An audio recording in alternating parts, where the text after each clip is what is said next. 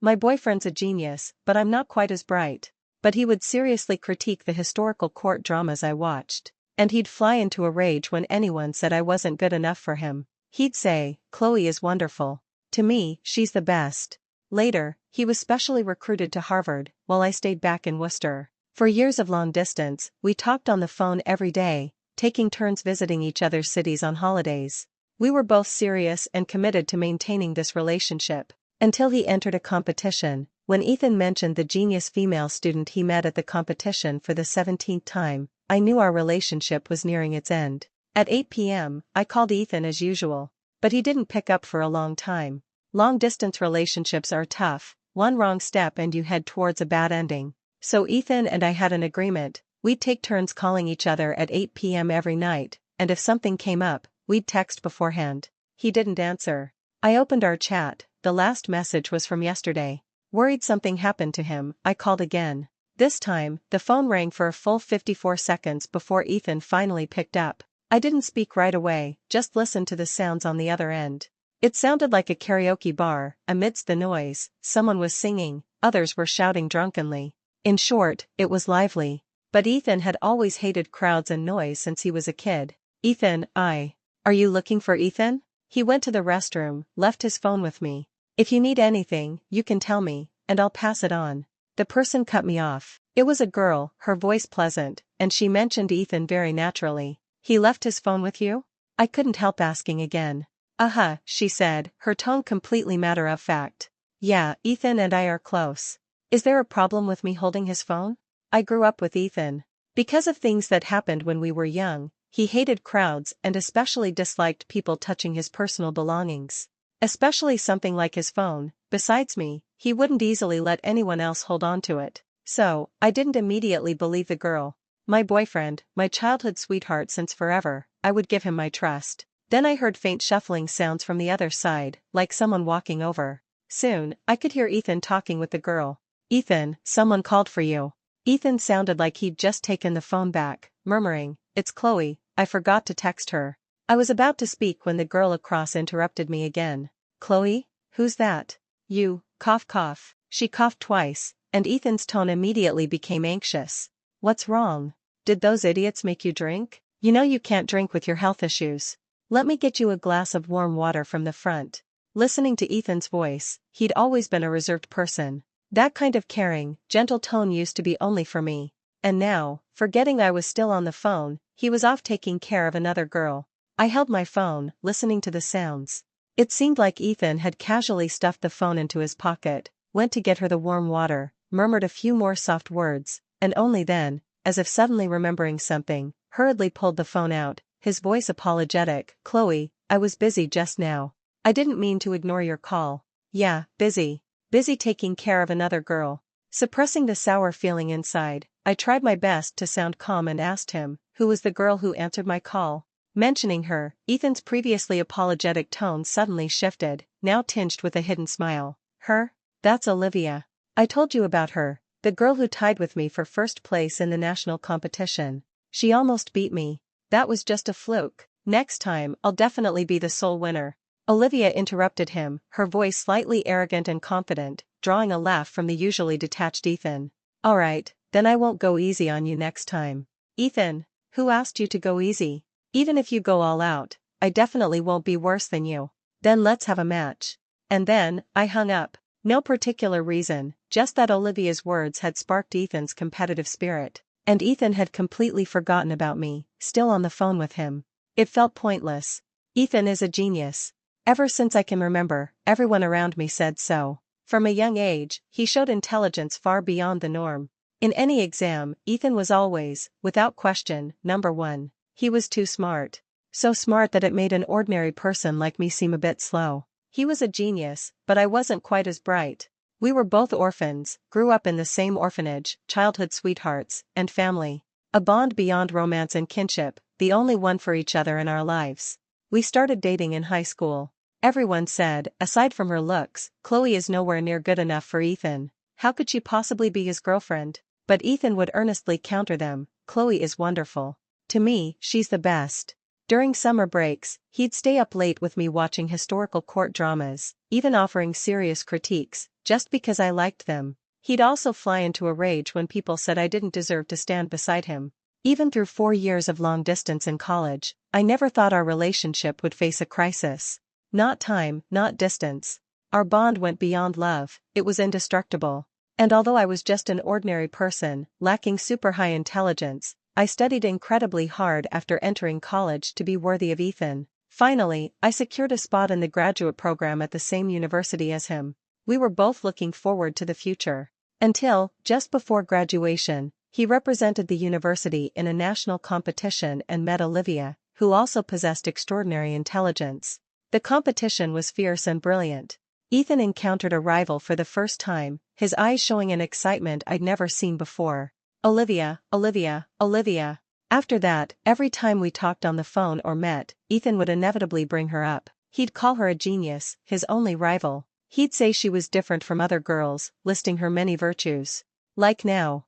Ethan, who hated crowds the most, broke his rule for the first time to attend a mixer, 10-1, it was because Olivia was there too. Honestly, it hurt. So I hung up without hesitation, not wanting to listen to the two of them on the other end anymore. Back and forth, I couldn't get a word in. I didn't like it. Perhaps Ethan guessed I was angry, because after I hung up, he immediately called back over a dozen times. I didn't answer any of them.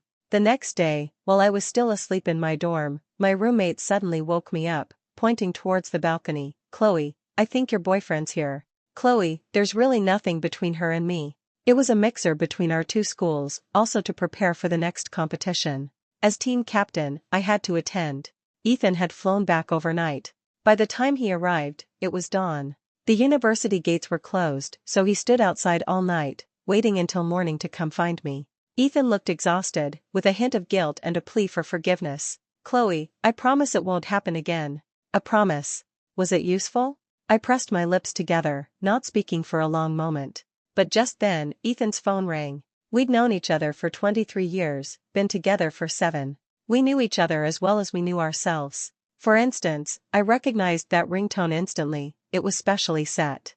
Ethan, who had been about to say more to me, quickly looked down at the sound, pulled his phone from his pocket, and answered it right in front of me. "Olivia? What's up?" His voice held a tenderness he himself didn't seem aware of. But this time, it wasn't Olivia's voice on the other end, but another urgent female voice, sounding anxious and slightly tearful. "Ethan, it's Olivia's roommate. She got criticized by her advisor during an experiment today, and apparently something happened with her family too. She just ran out of the university crying, and we haven't heard from her since. I'm worried something might happen to her. Can you help me find her?" "What?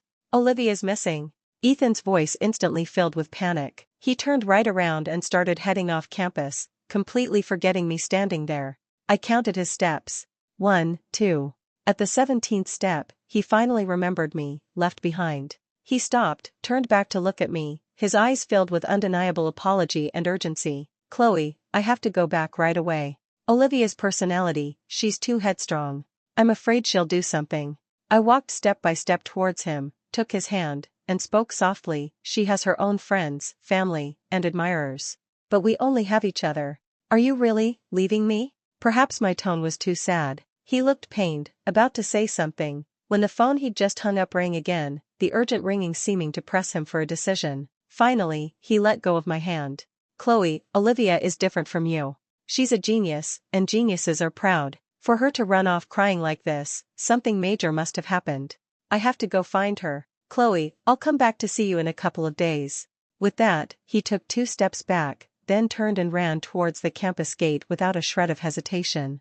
I stood there, watching his back disappear bit by bit. Suddenly, I felt it, I was about to lose Ethan completely. For a long time after that, he didn't proactively contact me. The promised couple of days turned into days upon days, stretching until my graduation day, still with no word. "Chloe, your boyfriend will be here for the graduation photos today, right?"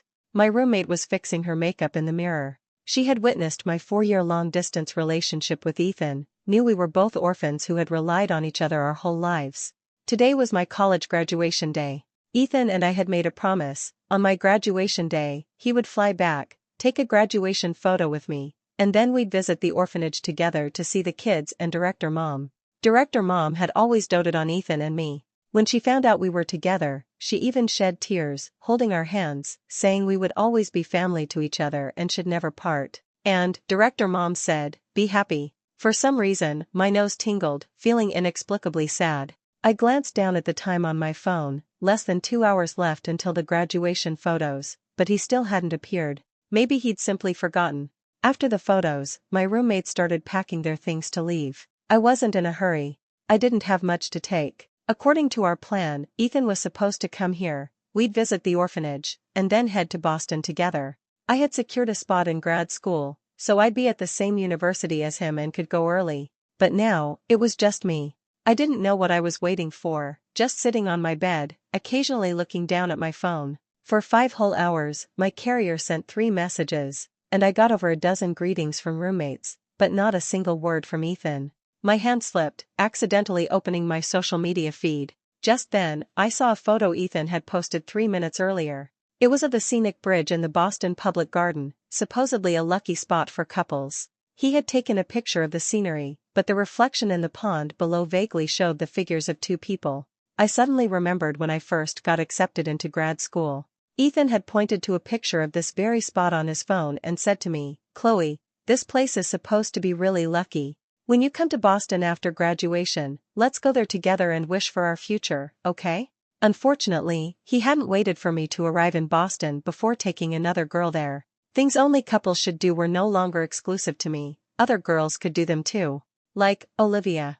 I went back to the orphanage alone. Director Mom was very happy to see me, but her eyes couldn't help looking past me, searching behind me. I knew what she was hoping for. Unfortunately, I had to disappoint her. Ethan's school schedule is too busy, so he couldn't come back. "We'll definitely be back for Christmas this year to spend it with you." I just couldn't bear it. I couldn't, when Director Mom's face was full of eager anticipation, cruelly tell her the truth. Tell her, Ethan was starting to fall for another girl. That would be too cruel. Hearing my words, a flicker of disappointment crossed Director Mom's eyes, but ultimately, she didn't say much more. She had me stay for dinner at the orphanage. This orphanage was started by Director Mom herself, using her own money, practically emptying her savings. But she never chose to give up, simply because there were still over a dozen children who needed her help. I left half the money I'd saved from working part-time over the years for her. She refused it, even trying to give me some of her own personal money. "Chloe, you and Ethan are the most promising children from our orphanage. I hope you both study hard, find good jobs later, and if you have the means, come back and help these children." Tears welled in my eyes as I nodded. We'll both carry the torch." I didn't plan on changing my previous plans. Having finally secured a spot in grad school, I could continue my studies at the best university in the country. This was the result of countless diligent days and nights. Regardless of how things stood with Ethan, I had to continue my education. I didn't notify Ethan and set off on my journey alone. Boston, a place I had traveled back and forth to for 4 years. Once, because there was someone I cared about here, I would spend countless sleepless nights looking up guides and information about the city. Before, it was to better cherish the short time I had with Ethan. Now, this knowledge became my means of surviving alone in this city. I felt like laughing, and also a bit like crying. I rented an apartment myself. After about 2 weeks, Ethan finally remembered me. He appeared before me in a hurry, his eyes filled with unspoken guilt and sheepishness. His first words rushed apologies. "Chloe, I was really swamped recently. Several competitions at school, and Olivia, her family had some issues, plus she was criticized by her advisor. Her emotions were really unstable. Since we're friends, I was worried something might happen to her, so I had to stay close for the past half-month or so. I was just too busy, that's why I forgot to attend your graduation ceremony. But there were reasons. Chloe is so understanding, you'll forgive me, right?" He held a large bouquet, but not the champagne roses he always used to give me, but yellow tulips. Ethan pushed the flowers into my arms, a smile on his face, his tone like coaxing a child. "Take the flowers, and don't be angry anymore, okay?" I reached out and touched the tulips, then asked, "Who told you to give tulips?" "Olivia," Ethan replied naturally. Mentioning her, his eyes softened further, and he started rambling, as if he had endless things to say. "Olivia said most girls don't like roses, find them tacky. Yellow tulips are beautiful, so I thought you'd like them too. I bought them especially for you." "Especially?" A dull ache spread through my chest. I handed the tulips back to him, saying very seriously, "But I hate tulips the most. I originally had a younger brother.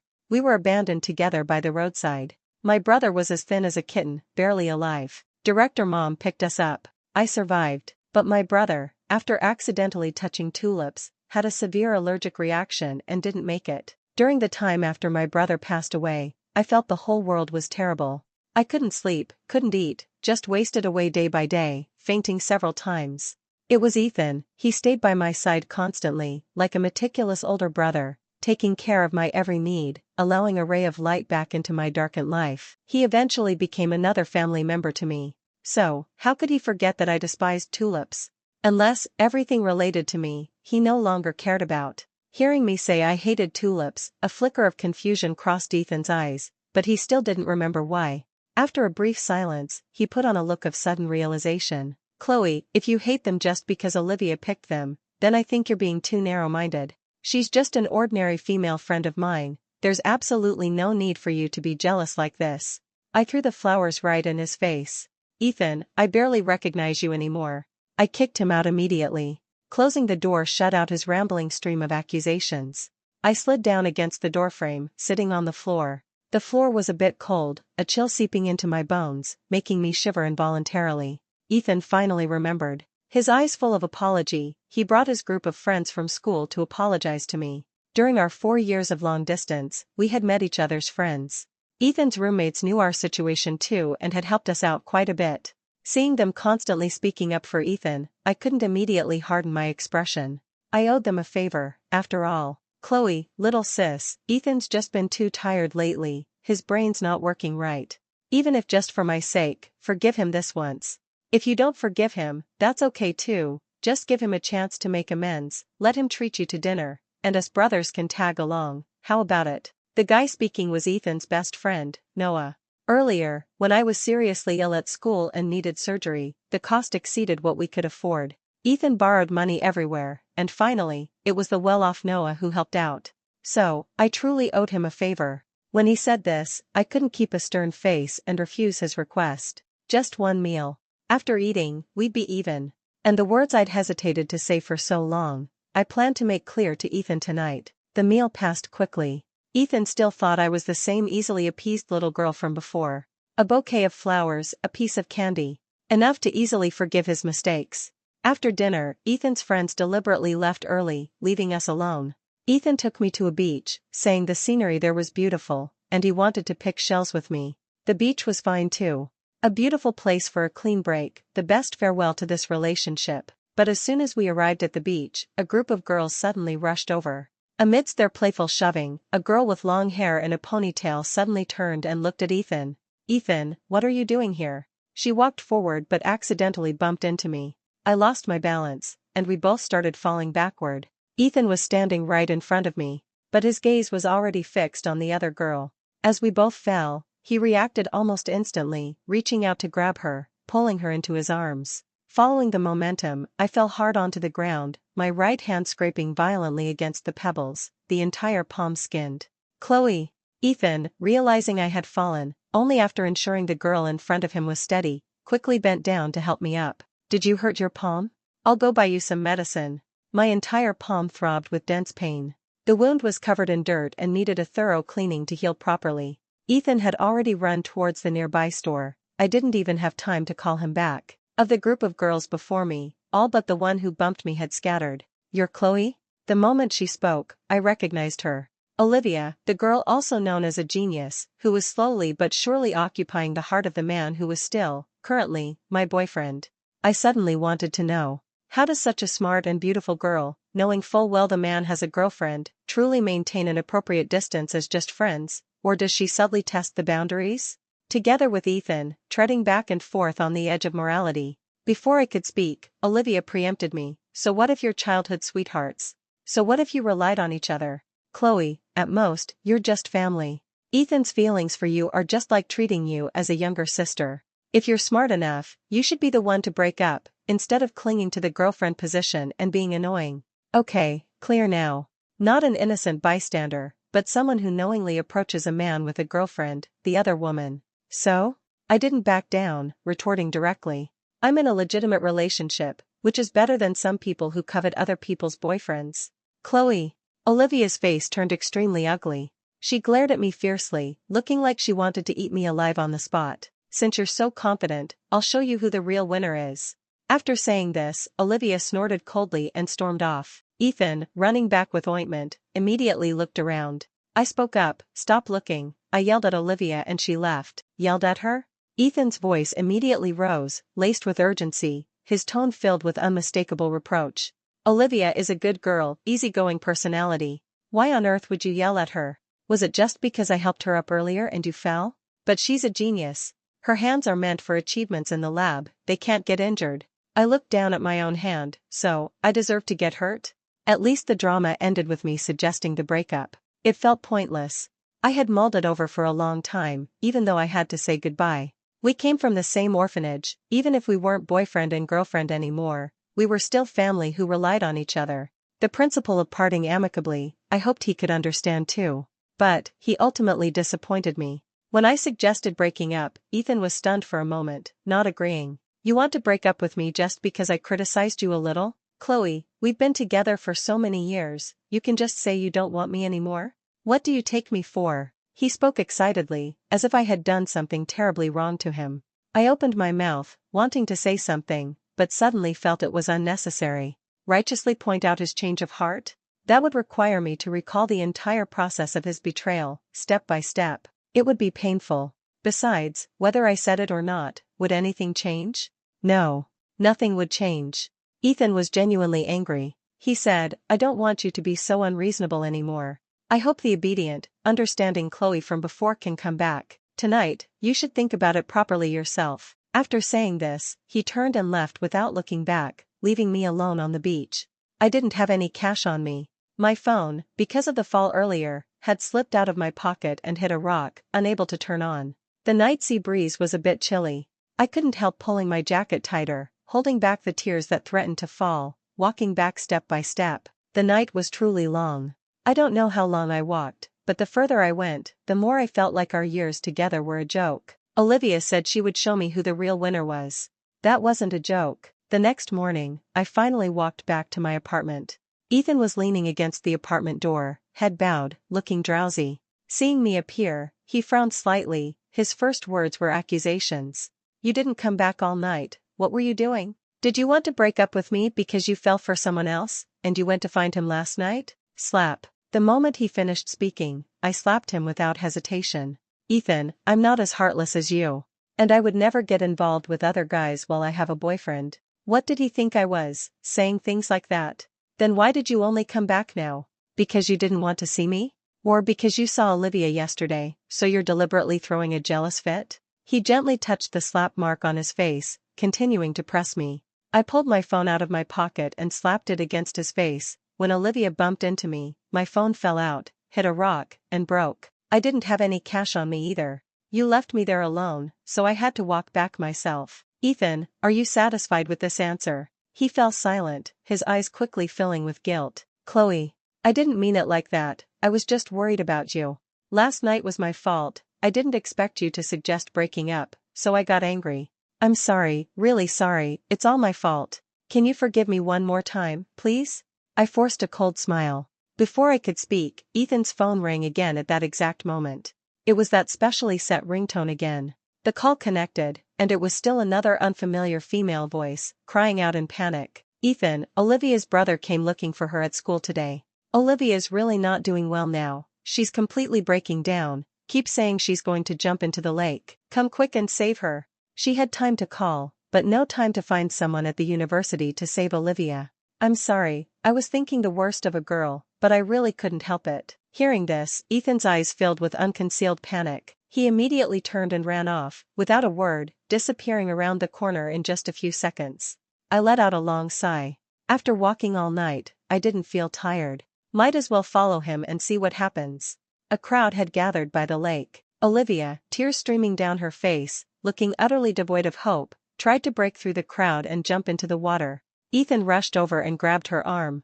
Olivia suddenly became agitated, frantically beating Ethan's arm, her tearful voice rising, "Leave me alone, leave me alone. My only family doesn't want me anymore. If it weren't for me, my parents wouldn't have had the car accident. If it weren't for me, my family wouldn't have fallen apart. My brother hates me now, wants to cut ties with me. A terrible person like me doesn't deserve to live. No, Olivia, you're wonderful. Ethan held her tightly, pressing her head against his chest, trying hard to comfort her. Olivia, you're the most amazing girl I've ever met. You're smart, brave, you boldly go after what you want, passionate like a rose, you captivated me at first sight. As for the accident, no one could have predicted it, it wasn't your fault at all. You don't need to blame yourself for it anymore, okay? Olivia cried and shook her head, but my brother doesn't want me, I have no family left. Ethan, I have no shoulder left to lean on, I really can't go on living. With that, Olivia mustered all her strength, pushed Ethan away hard, and tried to jump into the lake. Ethan immediately jumped into the lake himself, pulled her out, both of them soaking wet, clinging tightly to each other. Tears streamed down Ethan's face too. He stared intently at Olivia in his arms, his eyes filled with pain and affection. No, from now on, you still have me. Olivia, you can lean on my shoulder. Really? Cough cough, really? Olivia choked on some water, but hearing his words, a glimmer of hope appeared in her eyes. Ethan nodded, his eyes full of deep emotion. You don't know, I fell in love with you long ago. At this, the whole crowd erupted in cheers. The previously alarming suicide attempt had now turned into a grand public confession. Everyone cheered, witnessing a happy couple successfully getting together. I blended into the crowd, silently watching it all unfold. Watching Olivia lean against Ethan's chest, then shoot me a defiant look. Right, I lost. Lost completely, with no room left. With the lake incident first and the confession following, the whole affair caused a huge stir. Almost every university in Boston was buzzing about Ethan and Olivia. Some said, the union of two geniuses is truly a match made in heaven. So, an ordinary person like me should probably have bowed out much earlier. Olivia wasn't a good girl. I was sure of it. I retracted the tiny bit of guilt I previously felt about thinking badly of her. She proactively added me on WeChat, without any note, just saying she had something urgent to discuss.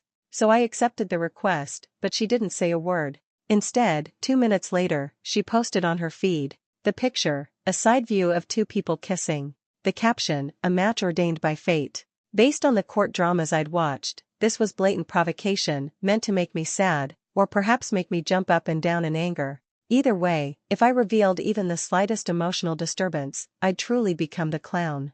I refused to become such an ugly person. So I blocked her immediately, pretending I never saw it, not letting it affect my mood. As expected, that afternoon, Ethan came holding Olivia's hand to question me. You were the one who suggested breaking up first, I didn't wrong you. Even if we're not lovers, we're still family. Olivia is my girlfriend now. She proactively tried to add you, why were you so rude as to block her? Olivia appropriately shed some tears, looking aggrieved. Yes, Chloe, do you have some issue with me? It's okay if you do, but you absolutely shouldn't fight with Ethan because of me. I stared straight at her, then gave her a thumbs up. Olivia, you shouldn't be doing research, you should go into acting. Because of my words, we parted on bad terms again. After all, they were a newly formed couple. He said, Chloe, you've changed so much I barely recognize you. Let's give each other some space to think calmly. I hope you can go back to being the understanding girl you used to be. I ignored him, slammed the door shut, genuinely lacking the energy to get further entangled with them. Because it was truly pointless. Before, we could not be lovers, but we would definitely still be family. But looking at things now, I suddenly felt that the bond of family, relying on each other for survival, that supposedly indestructible kinship, seemed to have developed cracks, irreparable ones. I took out my newly repaired phone, found all of Ethan's contact information, and blocked him one by one. With that, it was a completely clean break. I didn't cry, perhaps because I had been mentally prepared from the start. When it finally happened, I could actually breathe a sigh of relief, no longer having to dread the arrival of this day. I had my own rhythm of life. I couldn't rely on parents like other students. I could only rely on myself. So before the school year started in September, I needed to work part-time to earn more tuition and living expenses. I was busy, busyness filled my life. It left me no time to dwell on meaningless things. But somehow, now being graduate students at the same university, some gossip would inevitably reach me through various means. For example, Ethan and Olivia, who had also smoothly secured spots in grad school, decided to go on an impromptu trip. Ethan, previously known for his frugality, generously bought Olivia many gifts.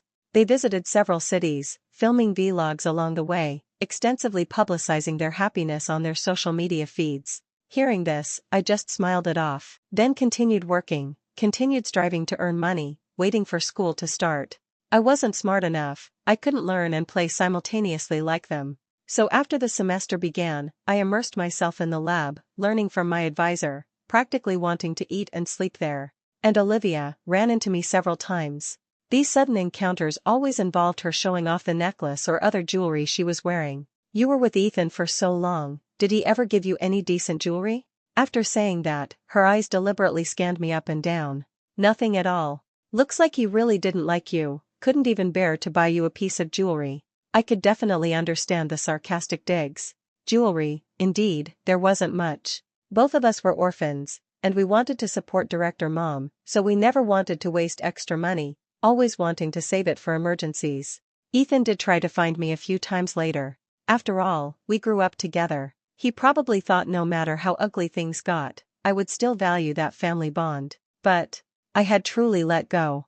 I didn't need his so-called olive branch, nor did I need reconciliation. A long time passed. I continued to bury myself in the lab, spending my free time on part-time jobs, studying and saving money simultaneously, with no time for romance, just wanting to focus on the tasks at hand. Meanwhile, Ethan, deeply involved in his passionate relationship, lost his former diligence. Even in a competition where everyone seemed to think he would win the championship, he unexpectedly underperformed, only managing third place.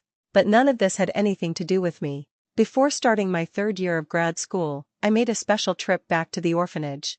Director Mom wasn't well, had been hospitalized several times, always worried about the cost of treatment, so she kept secretly returning to the orphanage. Unable to do anything else, the oldest girl at the orphanage had to call me. I forced Director Mom back to the hospital. Lying in bed, she sighed, "I'm worried about those kids. When I'm not home, I don't know how they're doing. They're very sensible." Even without Director Mom, the children could take good care of themselves. Unable to escape under my watch, she could only lean back against the bed and start chatting idly with me. Old people love reminiscing. "Chloe, when you first came to the orphanage, you were very timid. But to protect your little brother, you were also very brave. It's a pity he couldn't grow up, otherwise, you would have had one more family member. But luckily, you and that child Ethan got along well since childhood, and now you're boyfriend and girlfriend. After graduation, just get married first. My health isn't good, I don't know how long I have left, I really want to hold your children." The hand peeling the apple suddenly stopped. I had never told Director Mom about my breakup with Ethan. Before, it was to avoid adding to her worries. Now, I was even more afraid it would affect her mood while recovering. So I nodded, "Then you focus on getting better, be good, don't always think about going back. If you don't recover properly, how will you get to see mine and Ethan's children?" A faint smile of relief appeared on her face. "Seeing you happy truly makes me happy. Chloe, you're a good girl, you will be happy." For some reason, my eyes felt hot, tears threatening to fall. Not daring to let her see, I quickly made an excuse to run out, sitting on the bench in the hallway, trying hard to suppress the wave of sadness. "Chloe?" Ethan's voice suddenly sounded beside my ear. I looked up and saw Ethan holding a fruit basket, standing in front of me, bending slightly, staring at me. It had been a long time since we last met. Months? Or maybe over a year? News about him always reached my ears through various coincidences and accidents.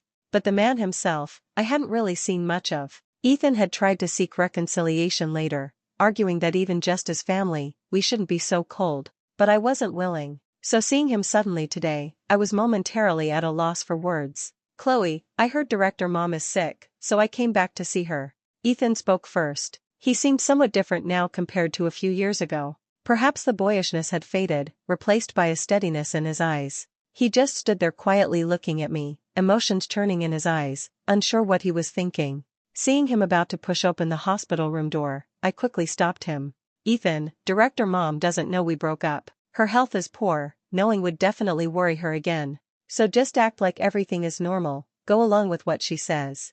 Ethan was silent for a moment, but eventually nodded. Still uneasy, I went into the room with him. Seeing us walk in together, Director Mom's eyes lit up with joy. "It's rare for you two to come see me together. Before, Chloe always came back alone. I was worried you two had fought, but I didn't dare ask. But seeing you both doing well now, I can rest assured. You just think too much. The doctor told you to rest more, don't always worry." I poured Director Mom a glass of water. Ethan put down the fruit basket, then took the glass from my hand. I didn't refuse. At least in front of Director Mom, the act had to be convincing. Because both of us were there, Director Mom started reminiscing again, her eyes full of memories. Chloe, back then, among all the kids in the yard, you just loved following Ethan around. And Ethan, when I first brought him back as a baby, I raised him carefully. But he had a reserved nature, didn't like interacting much with people. But after Chloe arrived, he started following her around, acting just like a big brother. You two, you loved sticking together since you were little. Your high school teacher called me, said you were dating too early, told me to watch out. You don't know how happy I was back then. The two children I cared about most could rely on each other, an indestructible support for one another. I listened intently to Director Mom's words, my eyes reddening, my nose stinging. As for Ethan, he seemed lost in memories too. Recalling the moments we shared at the orphanage, that small yard filled everywhere with traces of our lives. Back then, a 12-year-old Ethan pointed at the sky beyond the wall and promised me, Chloe, we will have a wider sky in the future. But no matter what, I will protect you, I will never bully you in this lifetime, trust me. 11-year-old Chloe deeply trusted her Ethan. Believed that in the short decades of life, she would be with her most important Ethan forever. Unfortunately, Ethan turned to look at me, his eyes showing unconcealed guilt. He opened his mouth, seemingly wanting to say something, but mindful of Director Mom's presence, he ultimately swallowed his words back down. Director Mom was getting tired. Before falling asleep, she repeatedly reminded Ethan, Ethan, you've always been smart. Chloe is a bit younger and sensitive, but she truly loves you. You must never let her down. Ethan nodded seriously, yes, I will absolutely never let Chloe down. Boom. A dull thunderclap suddenly echoed in the gloomy sky. Probably, because someone was lying. After Director Mom fell asleep, Ethan and I left the room together. In the hallway, he called out to me first. I'm sorry, Chloe. I promised you before that I would protect you well this lifetime, never let you down. I ultimately broke my promise. He seemed very guilty, shoulders slightly hunched, head lowered. I shook my head, feeling no significant ripple in my heart. It's been a long time, talking about this now is meaningless. If not for Director Mom, perhaps we should never have met again in this lifetime. To borrow a popular phrase from the internet, how could two people who once genuinely loved each other go back to being ordinary friends without any resentment after breaking up? I actually quite hated Ethan. Just as he wanted to say more, his phone rang, still that exclusive ringtone. Olivia, his girlfriend. Only this time, it seemed different from the many times before. Ethan looked at the caller ID, a trace of barely visible irritation crossing his features. Answering the phone, his tone was impatient. Olivia, you call dozens of times a day, what exactly do you want? The voice on the other end was loud, so even without speakerphone, I heard everything clearly. What do I want? You ran back without a word, don't think I don't know Chloe went back too. Was it really to visit a patient, or are you trying to rekindle things? Ethan, since you chose me back then, you should understand, there's no possibility between you and her ever again in this life. Calling you is just a reminder. Don't forget whose boyfriend you actually are. Ethan's face was grim, looking like he was desperately suppressing his emotions.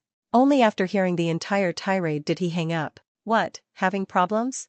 I felt somewhat base, finding pleasure in their argument.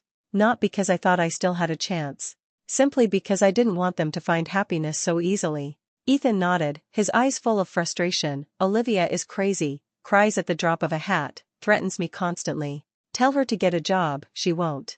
All day long she expects me to support her, insists on posting couple pictures on social media every day, then complains I'm not capable enough, can't earn big money. And she's suspicious all the time. I'm about to lose my mind. Seeing his expression as he said this, I could no longer recall what Ethan looked like when he made that passionate confession to Olivia. A wave of washed over me. I shook my head, wanting to clear these chaotic thoughts. But as I turned to leave, Ethan grabbed my wrist again. He stared at me, seemingly finding it difficult to speak, unsure how to begin. I pulled my hand free, without any lingering attachment, and walked away briskly. Chloe. He suddenly called my name. I paused slightly. Ethan took a deep breath, his voice tinged with regret and sadness. If we hadn't broken up back then, would we be very happy right now? I turned to look at him. Ethan, there are no ifs in this world. Director Mom's condition temporarily stabilized. I returned to Boston. Only 1 year left until graduation. I didn't plan on pursuing a PhD. I just wanted to find a job, start earning a lot of money, take care of the younger siblings at the orphanage, and share the burden on Director Mom's shoulders. The final year is always busy. Yet Ethan came looking for me repeatedly, sometimes with my favorite flowers, sometimes with snacks we used to eat together in childhood, but I accepted none of it. I could earn money to buy my own favorite flowers, and I could eat those snacks I once liked. I could do these things myself, rebuffed at every turn by me, and not finding much solace with Olivia either. Nearing graduation, I overheard my junior lab mates gossiping about school matters, including Ethan and Olivia. Senior, do you know Ethan? The senior who was hailed as a genius back then, handsome and smart, his girlfriend was also a genius, truly a perfect match. But I don't know why such a well-suited couple ended up like that. I hadn't paid attention to their news for a long time, so I didn't know what had happened recently. What ending? The junior leaned closer, whispering, apparently, Ethan developed some research on his own, the results were valuable, could have sold for a lot of money. The contract was signed, but Olivia secretly sold it behind his back. Sold one research result to 2 different companies, the contract clearly stated the terms, now he has to pay a huge penalty. Because of this, Ethan and Olivia had a massive fight, it even got physical. Olivia got sued by the first company for stealing trade secrets, probably looking at no less than 3 years in prison. And Ethan, although he didn't do it, he signed the contract. The compensation amount is enormous, his life is basically ruined. Olivia, for suspected theft of trade secrets, was sentenced to 3 years. Ethan, facing astronomical breach of contract damages, would be blacklisted by the industry, with no chance of recovery in this lifetime. I hadn't anticipated such a sudden outcome. My college roommate knew the whole story and had stayed in touch. Upon learning about this, she called me that night, Chloe, hearing how down and out he is now, do you still feel sad? I thought about it seriously. Respecting personal fate, I wasn't the cause of his tragedy. Hearing I wasn't sad, my roommate let out a long sigh of relief. Good, I was afraid you'd still feel soft towards him because of your shared past at the orphanage. I won't. From the moment I initiated the breakup, I never thought about going back. Ethan truly hit rock bottom. Desperately trying to borrow money everywhere, but the astronomical damages were like a bottomless pit, impossible to fill. And I, just graduating, successfully found a good job. We originally had no contact. But Director Mom's sudden collapse forced us to meet again. Late-stage stomach cancer? I looked at the report the attending physician handed me, my heart aching as if squeezed. Director Mom's health hadn't been good for years, and I couldn't always be there. The hidden test reports, I only saw them now. Director Mom's face showed little emotion, but it was frighteningly pale. She smiled and shook her head, people get old, they die. Whether it's natural causes or illness, there's no difference. Chloe, don't be sad, I came to terms with it long ago. She reached out and gently touched my face. Just have some regrets, you just graduated, haven't gotten to see you and Ethan get married, hold my grandchild yet. My voice choked, I opened my mouth but found nothing came out. Ethan hadn't come back with me, so his sudden appearance caught me somewhat off guard. He stood behind me, in front of Director Mom, held my hand tightly, looked at me and said, Chloe, I'm here. If you're really sad, you can lean on my shoulder. I'll always be your Ethan. In front of Director Mom, I couldn't harshly refuse, as it would expose the truth. I just leaned lightly against him. Seeing the relieved expression on Director Mom's face, I could also breathe easier. But, she was truly tired. A lifetime spent helping others, caring for a group of homeless children. Using up all her savings, eating the cheapest food, just to afford sending these children to school. Silly mother, always sacrificing herself. At Director Mom's funeral, many children who had already left the orphanage came back to see her. At the funeral, many people sobbed uncontrollably. And the last words she said to me were, Chloe, Mom wants you to be happy. Yes, I will be happy. And fortunate. After handling Director Mom's funeral arrangements, an older sister, who was senior to me, proactively took on the responsibility of caring for the children, stepping into Director Mom's role, guarding that small world. Originally, I had offered first. But that sister patted my head, then gently shook hers. You're still young, go see the world outside first. If one day you're tired, then come back, home will always welcome you with open arms. Okay, then I'll work hard to earn money, earn tuition for the kids. When I went back to work, Ethan stopped me, taking me back to the orphanage. Back to the small room we once shared, the small bed that had housed child after child. Scratched onto the old wooden headboard was a line of clumsy characters. Are you looking for Ethan? He went to the restroom, left his phone with me. If you need anything, you can tell me, and I'll pass it on. Mimi, that was 17-year-old Ethan's first promise to 16-year-old Chloe. It read, Ethan, will protect Chloe for a lifetime. He looked at the words, then turned to look at me. His eyes held a hint of eager anticipation, mixed with some indescribable emotion. Chloe, I regret it. These past few years, going round and round, I suddenly realized, only when I was with you was I most at ease. That simple happiness, I once possessed it for many years. Later, but I know I was wrong now. I will work hard to pay off the debt, then give you a better life again. I will take care of these children with you. Can you give me another chance? I didn't speak immediately, just reached out and stroked that line of text. I never doubted the sincerity with which Ethan carved these words back then. Because I always loved the 17-year-old Ethan, the brother who lived in my memories, who doted on me the most. But now, the person standing before me just had the same face and name, but the soul of Ethan was gone. Without the soul, the past feelings vanished. Without the feelings, the initial bond disappeared. A man who couldn't leave me with any cherished memories or feelings, and who had betrayed me. Even if I, Chloe, were at my lowest, I would absolutely never go back and pick up trash. Ethan, if you had any backbone, you shouldn't have come asking me to take you back, because I would look down on him. Perhaps my gaze was too direct, naked disappointment and disgust, finally making him feel an indescribable sense of shame. He practically fled from my sight.